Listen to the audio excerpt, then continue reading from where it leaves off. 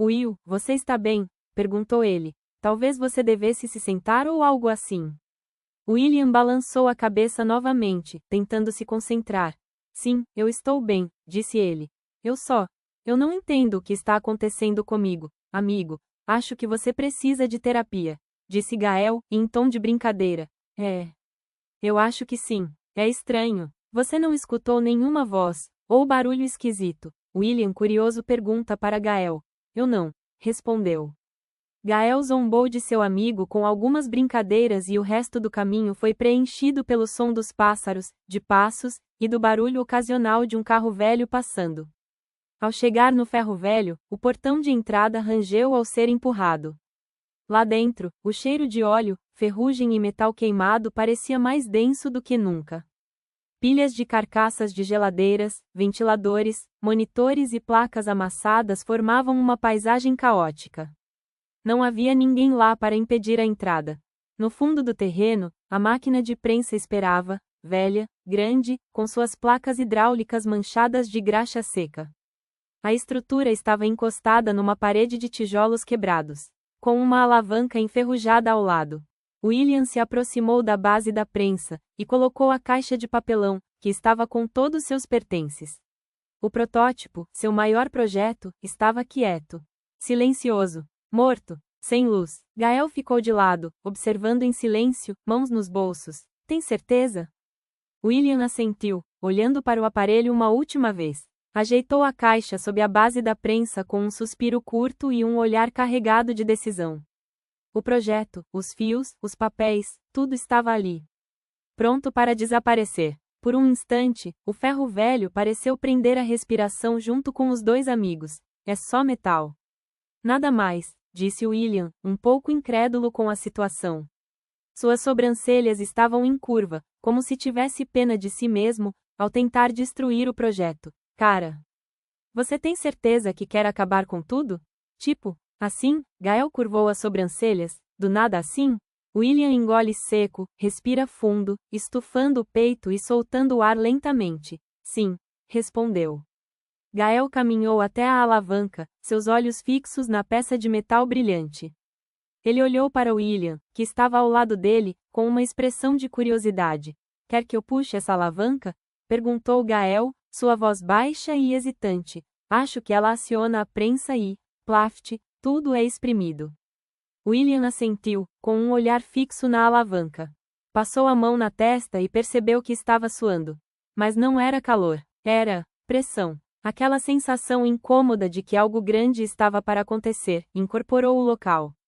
William demorou um pouco para responder, mas afirmou. Sim, vá em frente, disse ele, sua voz firme.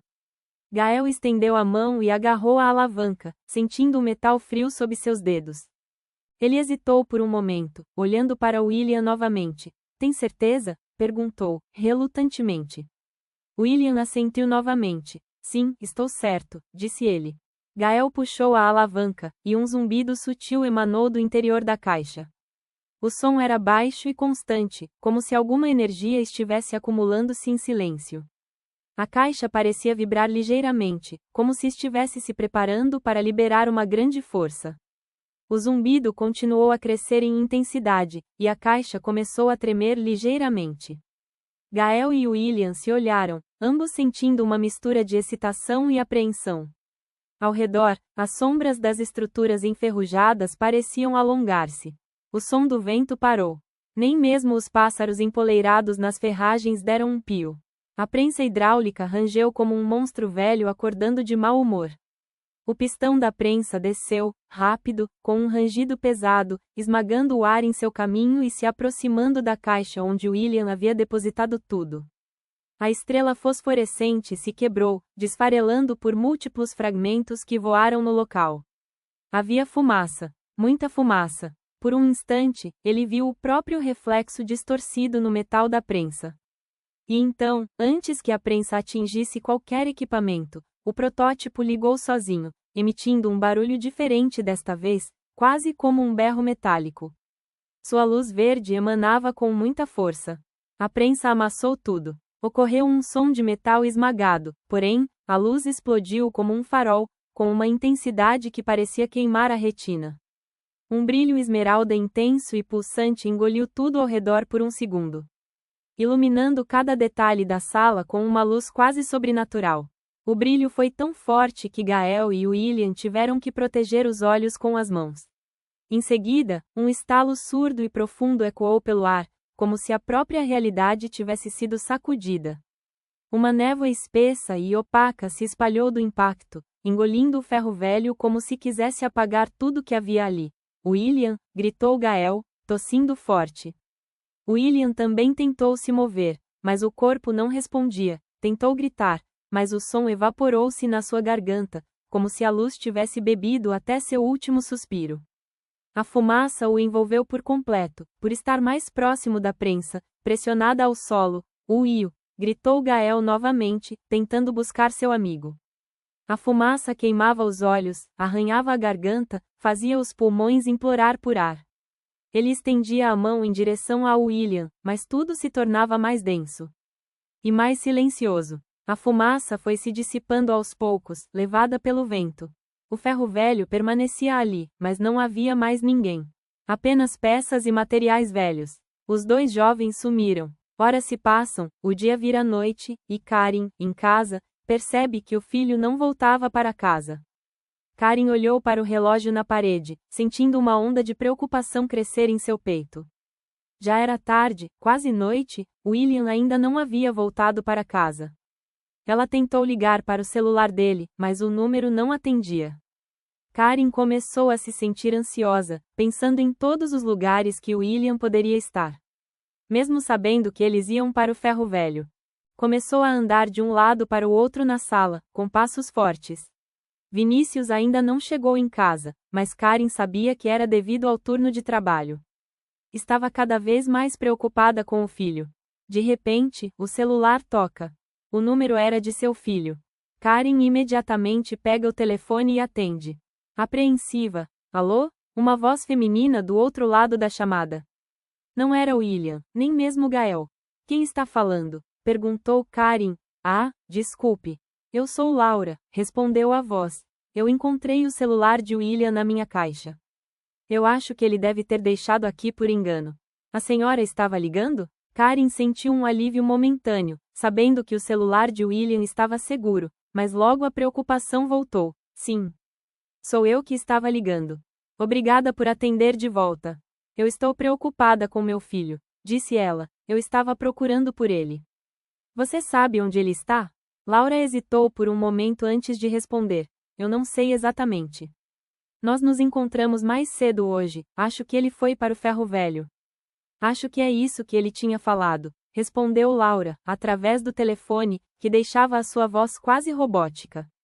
Karen agradeceu a Laura, mas sua preocupação não cessava. Ela não gostava de não saber onde o filho estava, especialmente à noite. Mas William estava longe, muito, muito, muito longe dali. William estava em um outro lugar. Talvez em outro tempo. Passado. Futuro. Era tudo muito incerto. William acordou, e tentou ver se conseguia se recuperar e retomar a consciência. Abriu os olhos devagar. A luz era diferente. O cheiro também. Tudo ao redor estava vivo, úmido, pulsando com um frescor impossível de existir em seu mundo. Ele se ergueu com dificuldade, sentindo o chão macio sob o corpo. Toda a grama, verde quase azulado, cobria-o até os tornozelos. Terra fofa, coberta por um tapete de musgo espesso que exalava um cheiro doce, quase mentolado, junto com folhas grandes e molhadas, que pulsavam com seiva sob seu peso. A brisa era morna e carregava o perfume de flores desconhecidas, misturado ao som constante de água correndo ao longe. Estava deitado perto de uma clareira cercada por árvores altíssimas, com troncos torcidos e cobertos. O ar tinha cheiro de chuva. E as flores eram encantadoras, como ele nunca vira antes. Aquele lugar parecia uma pintura. Mas tudo estava errado demais para ser belo. Gael, chamou, com uma voz fraca e contida, olhando em volta com surpresa. Nada, somente floresta. Colocou a mão no bolso, e percebeu que não estava com seu celular. Estava perdido naquele ambiente novo. Ele se levantou devagar, observando os arredores. O céu era tão limpo, como se estivesse filtrado por uma camada invisível. Nenhum sinal de cidade. Nenhum sinal de ferro velho. Nenhum sinal do amigo. William estava sozinho. Sozinho. Em outro mundo. O que será que William fará? Para onde foi? Perguntas apenas crescem. Caro ouvinte, espero que goste e nos vemos no próximo episódio.